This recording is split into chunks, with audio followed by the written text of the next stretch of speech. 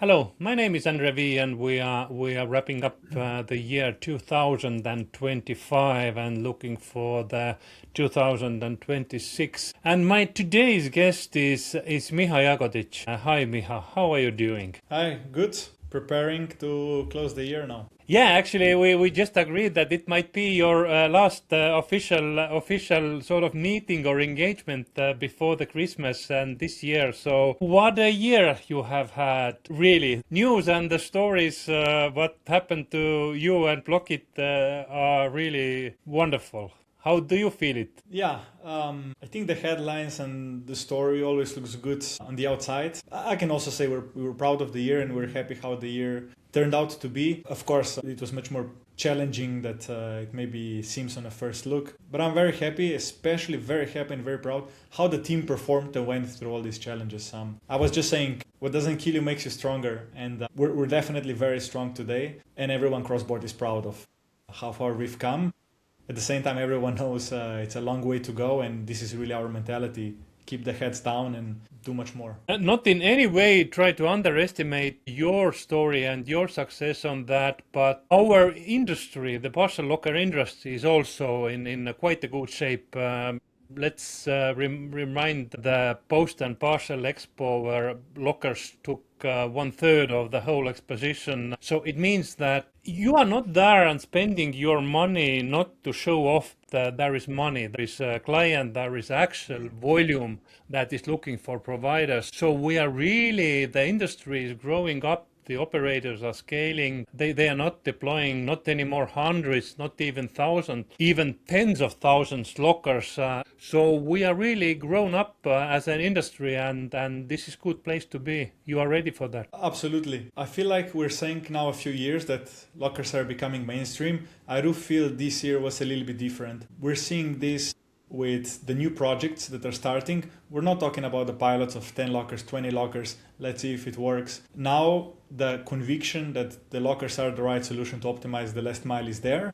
No one is disputing this. And even the projects that are starting from zero are talking about the pilot rollouts, or not, no one is even mentioning the pilots anymore, are talking about the rollout, how to deploy first 1,000. And that's very encouraging. I'm not someone that's been in the industry for the longest time, but I've been around for 7 years, and I could follow how, for example, location is a very funny situation at the beginning. I remember locations were willing to pay to have a locker because they knew that the foot traffic increases in stores. Then at some point, they kind of agreed there was no rent, it was a free space, because they mutually agreed it's a good thing to have a locker in the store. Of course, now lockers pay a lot of rent to be there, right? So we've seen a lot of difference, a lot of transformation in the industry. I'm very excited to see how it plays out in the next couple of years, mainly because the constant of all this year was that the more lockers that you put on the ground, the more need for the lockers that you see. And we see carriers planning to have a certain number of lockers. And now we ask them, how do you see it now when you planned 3 years ago? And said, we misplanned it. We need much more.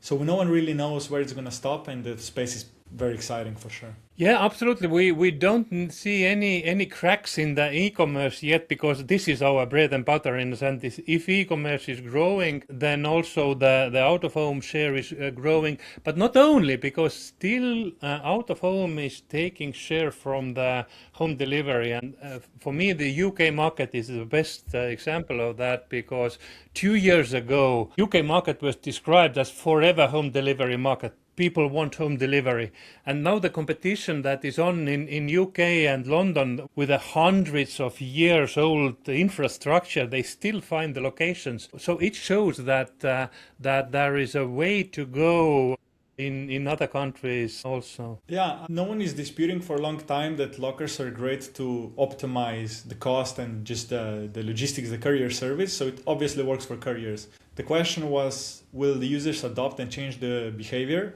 What we're seeing is that the density grows, that the behavior will change. So that's why we're seeing more and more adoption. The more density that you have, the closer that locker is to you, the more probable is that you will end up using it. And we don't see any geography being immune on that. You were mentioning the UK. UK had a lot of convenient to-home options and opportunities, but we see that as soon as the density grows, the customers are willing to pick it up in the locker. And frankly, and this is a little bit more on a personal note, when I really talk to some of the users, the final users, they do enjoy it actually when they have locker closed. Once they get used to it, they like to order there. Absolutely. And this is one thing that you cannot pre-sell to customer.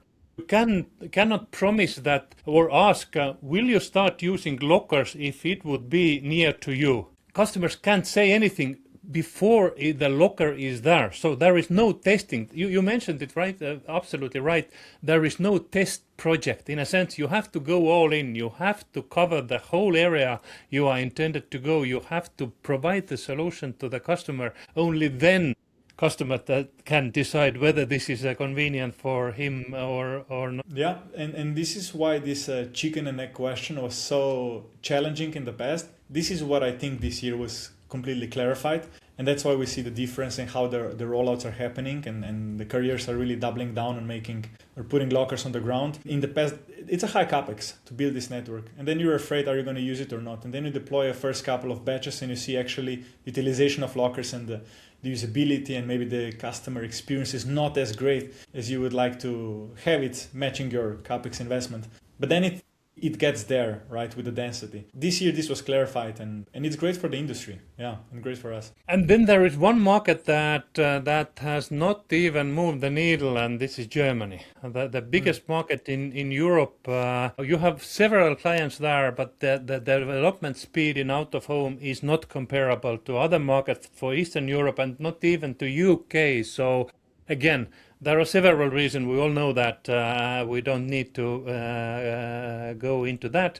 But in a sense that there will be time where the circumstances in Germany also will change, and this will increase the need for lockers even more. Yeah, so I can say German market is it has its own specifics, as you said, and its own challenges. But when I talk to the carriers and the companies trying to deploy locker networks, the mentality, the mindset, the ambition is there. So it's not immune. They will get there, and they'll find their way how to work around all the possible challenges. But when you compare Germany to Eastern Europe, they have the same mindset to go strong, to go fast, to go with the big network. So overall, very encouraging. I would go back to what I said.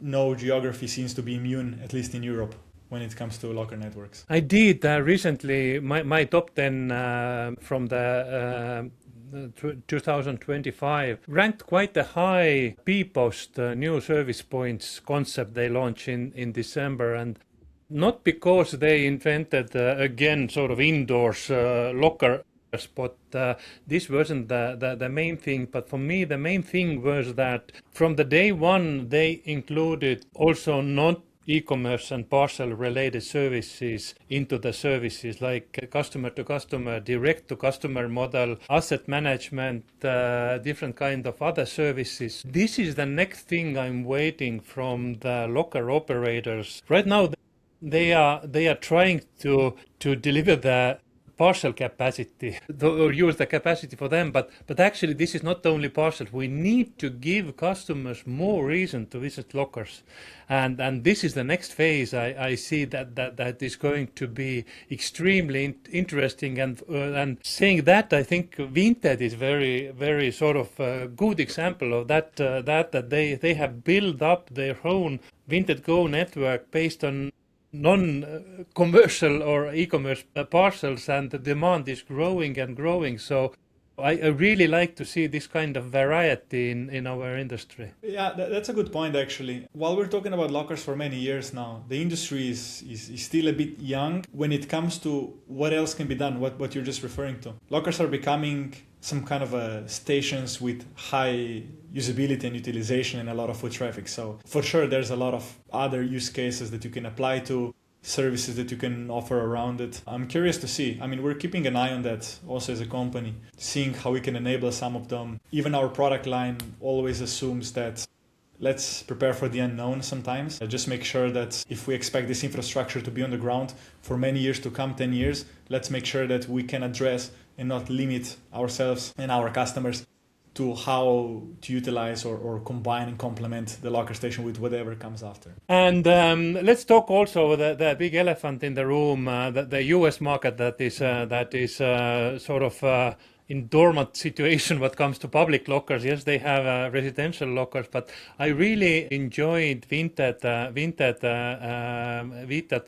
Atkachaitis sort of public statement that they are looking towards US market, and then also I really like your and Modern Expo introduction of those return boxes, because I think that if the carriers, big four carriers, will not start adopting lockers, then maybe returns with return boxes and C2C deliveries with Vinted Go, like second-hand markets, can start this public locker revolution in US, because again this market also deserves more lockers. Yeah, I think US has some specifics of the UK market, although it's even more convenient to home because the carriers were focusing in that setup for a very long time. I could slightly disagree. There's only four carriers.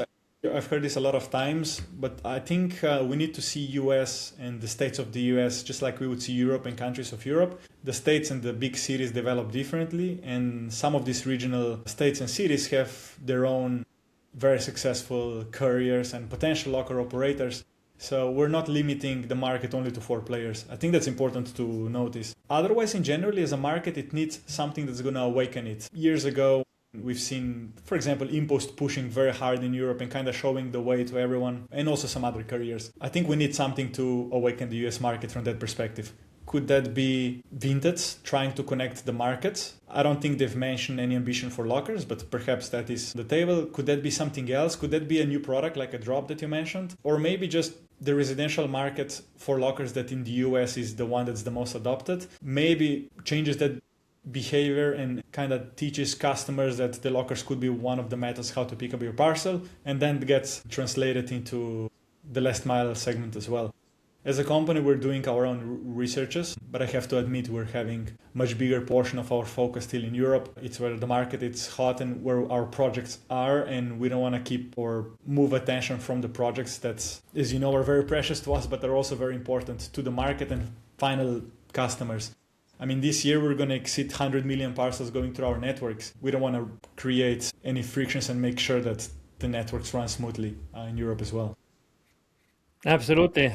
And have you reached already 400 employees at the end of this year, or it's still baking? Yeah, it's going to be 400 soon. We're probably going to finish around 380. We're not building the company to reach certain amount of people. We try to assume how many projects we have and then what is the work that's needed. But yeah, it's inevitable we will reach 400. Although I think that this is also a decent size for us to stabilize on. Who knows what the future brings, but I don't think we're going to be expanding at this rate, at least when it comes to organizational structure. What else you are looking from 2026? I don't think that there are going to be very dramatic technological innovations because the industry is in the scaling phase and you need to secure more production capacity than innovate new products. But still, is there anything interesting in the pipelines? Probably something in mergers and acquisitions area. For sure. We're doing many things in parallel. Our team is big enough and the teams, the departments are big enough and autonomous enough to tackle both capacity expansion, and our capacity for next year is already is already prepared to be double of what it's been this year. And we also have our own roadmap both on hardware and the software and all the tools that we know we want to work on. I still think everyone is just scratching the surface. I know it sounds weird and sometimes it's hard to say, okay, what else can be innovated on a locker itself? But I think once we start putting out some very interesting features, how you can use lockers differently, only then we'll see how much room is still to improve just the experience on the locker itself. Something perhaps we can discuss early next year and maybe I can share some more light into detail. Yeah, I don't suspect that you are waiting, sitting like that. So definitely you will have something baking. But yeah, listen, Miha, it has been really nice talking to you right now and collaborate with you the whole year. Tomorrow, when we are recording this, is the Christmas Day, but probably we will not air it before the New Year's. So anyway, I wish you a nice Christmas time and also Happy New Year and thank you and luck for the next year. Yeah, same to you, and same to everyone that listens. Happy holidays and all the luck in the new year.